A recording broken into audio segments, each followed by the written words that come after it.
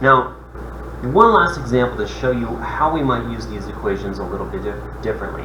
I hope by now that you are starting to see equations as sort of a very fluid thing that you can really manipulate according to the laws of algebra, that you can manipulate for your own ends in this case. Alright? And it's mathematics, so it has no feelings. You're not doing anything wrong by manipulating it. Don't manipulate humans or animals or any other sentient being. I don't know where robots are fitting into that these days, AI being what it is. Okay? One more example before we go. Let's take a look here.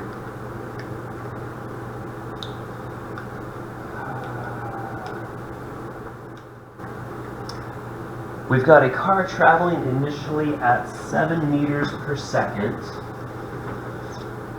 accelerates at a rate of 0.8 meters per second squared for a time of 2 seconds. Now, let's look at what they're giving us. We've got the car.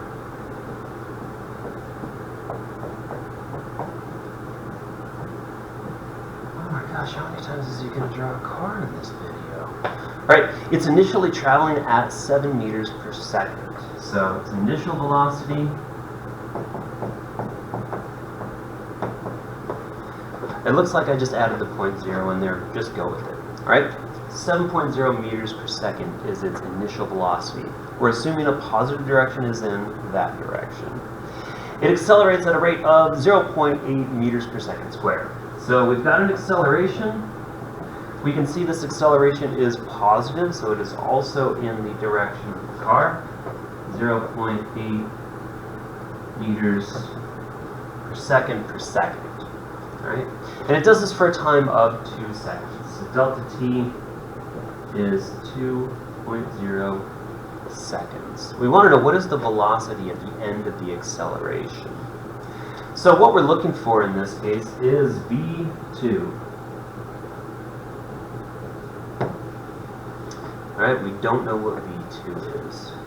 Now, what we're going to have to do in order to solve this is take a look at our equations here. All right. I'm going to do something unprecedented and give myself just a little more room to work with. Now, going back to our initial equation, we know that the average acceleration is delta v over delta t. We also just learned from the last problem that we did that we could rewrite this as the acceleration is v2 minus v1 over delta v. Now, over delta t. When we write it like this, we'll know that we know enough of the variables to find out the last variable that we're looking for. We know the initial velocity is 7.0. We know that the acceleration is 0.8 meters per second squared. And we know delta t is 2.0 seconds. So all we're doing now is solving for v squared. Now, what I want you to do, start practicing and really getting good at, is doing this all algebraically first. The number in the end will tell you if your algebra is correct or not. When we do it all algebraically first, we'll see that we can use algebra as a language to describe nature. Okay? So what I'm going to do, I'm going to solve this for v2 before I put any numbers into it. Now, I know a lot of you guys are like, it's so much quicker to just put numbers into it. You're right, but it's not physics. So let's solve it. Let's see what it says. All right, we're going to go multiply both sides by delta t. All right, cancels over here. I'm going to flip these around. I think that's the commutative property because we just don't normally see it like that. We're going to go a delta t is equal to just what I have left on the right side over here, v2 minus v1, all right? Here's that light might be somewhat bright right now. Okay, here we are. I want to get v2 by itself, so I'm now going to add v1 to both sides.